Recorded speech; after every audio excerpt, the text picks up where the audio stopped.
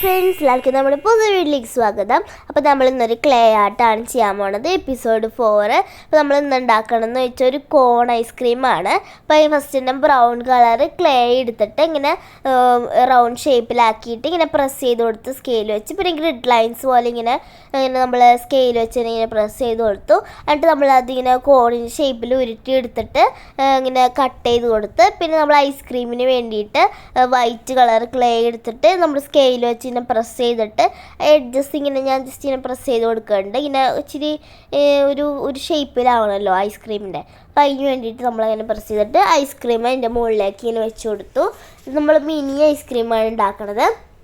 പിന്നെ നമ്മുടെ സ്കെയിൽ വെച്ച് ജസ്റ്റ് ഇങ്ങനെ വര ഇനി ഇട്ട് കൊടുത്തിട്ടുണ്ട്. അതിൻ്റെ മുകളിലേക്ക് ഇങ്ങനത്തെ ബ്രൗൺ കളർ ക്ലേ എടുത്തിട്ട് വെച്ച് കൊടുക്കുന്നുണ്ട്. 5 ഭാഗത്ത് ഇങ്ങനെ വെച്ച് കൊടുത്ത് 5ാമത്തെ ഭാഗം ഞാൻ അങ്ങനെ വെച്ചിട്ടുണ്ട്. അത് നമ്മളതിനെ കഴിക്കുമ്പോൾ നമ്മുടെ ചോക്ലേറ്റിൽ അതിങ്ങനെ ഉദ്ദേശിച്ചിട്ടാണ്. പിന്നെ നമ്മൾ അതിൻ്റെ മുകളിലേക്ക് ഇങ്ങനെ പ്രസ് ചെയ്ത് കൊടുക്കുന്നുണ്ട് സ്കെയിൽ വെച്ചിട്ട്.